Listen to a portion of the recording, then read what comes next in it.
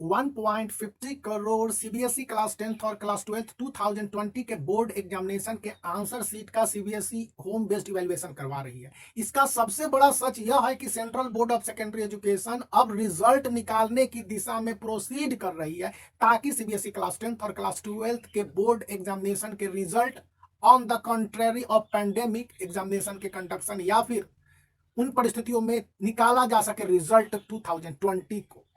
2020 के class 10th और class 12th के बोर्ड एग्जामिनेशन के डिफरेंट सब्जेक्ट के इवैल्यूएशन की शुरुआत 29 फैब 2020 को ही हो गई थी और यह 18 मार्च 2020 तक चला।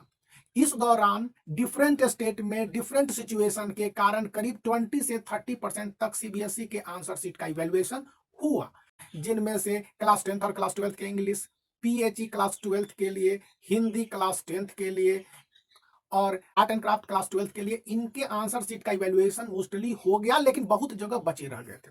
फिजिक्स जो 5th में था या अकाउंटेंसी, इनकी शुरुआत नहीं हुई थी। अब होम बेस्ड इवैल्यूएशन में इनकी कॉपी चेकिंग हो रही है।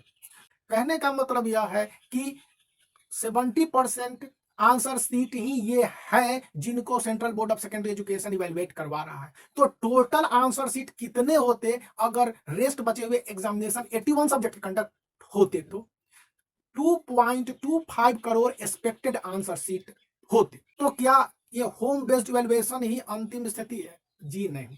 सीबीएसई 50 डे का एक टारगेट लेके चल रही है कि इस दौरान पूरे आंसर सीट को इवैल्यूएट करेगी। मतलब यह हो गया कि 25 मई 2020 के बाद सिचुएशन के नॉर्मलाइजेशन को देखते हुए कई ऐसे सेंटरों को देखा और असेस किया जा रहा है जिनके आधार पर सेंट्रलाइज्ड इवैल्यूएशन प्रोसेस बचे हुए आंसर सीट के होंगे।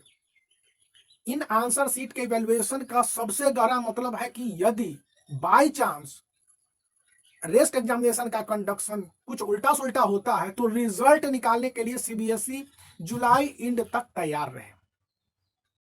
Central board of secondary education 3 step evaluation process को अपना के आंसर सीट का इवैल्यूएशन करवाती रही है।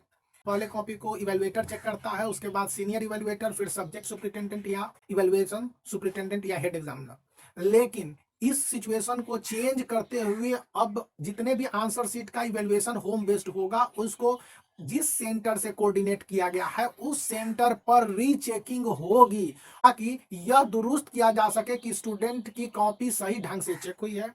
दूसरी बात कि स्टूडेंट को जो मार्क्स आंसर सीट के पहले पेज पर दिए गए हैं उनकी टोटलिंग सही है, और इसके बाद 3000 इवैल्यूएशन कोऑर्डिनेशन सेंटर पर ही कंप्यूटराइज्ड मार्क्स का अपलोडिंग होगा, जिसे central board of secondary education को भेजा जाएगा ताकि ऑनलाइन रिजल्ट का तेजी से प्रिपरेशन हो सके। निष्कर्ष यही निकाला जाना चाहिए कि यह इवैल्यूएशन प्रोसेस जिस स्पीड से करीब देश भर के 2 लाख सीबीएसई के इवैल्यूएटरों को इंगेज करके शुरू की गई है, बहुत जल्दी expected to be completed by mid of June 2020 तब तक कंप्लीट हो जाने चाहिए, क्योंकि कॉपियों की रीचेकिंग होनी है और फिर मार्क्स का अपलोडिंग भी उसी के रिस्पेक्टिव में होना है।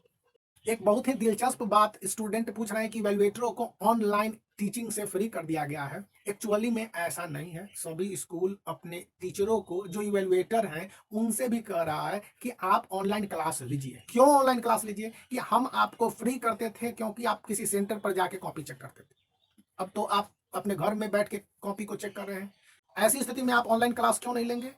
स्कूलों का कहना है दूसरों से तो 200 ही कॉपी चेक करनी है, तो 200 कॉपी ही चेक करनी है, इसलिए भी आपके पास बहुत सहूलियत की स्थिति है, रात में, दिन में, सुबह में चेक कर सकते हैं। कोई भी टीचर जो इवैल्यूएटर है स्कूल के रिक्वेस्ट को नहीं टाल सकता है, क्योंकि पैंडेमिक रीजन में बहुत सारे टीचर अपने जॉब को खोते जा रहे हैं, बिना कारण बताए उनको निकाल दिया जा रहा है। सबसे बड़ी बात है कि 200 कॉपी के इवैल्यूएशन के लिए उसे महज 5 से 6,000 रुपीज मिलेंगे, जबकि एक टीचर जो इवैल्यूएटर है वो स्कूल से 25,000 से 30,000 40,000 रुपीज पर मंथ प्राप्त करता है, और वह भी सैलरी उसकी डिले है। मार्च का मिला है तो अप्रैल का नहीं है, मई तो अभी भूल ही जाइए। तो इन कंडीशन में इवैल्यूएटर की बाइंडिंग सिचुएशन कहाँ है आप बेहतर समझ सकते हैं। खैर अभी की अपडेट यही है, इसलिए यदि पसंद आता है तो like the video and subscribe if you like.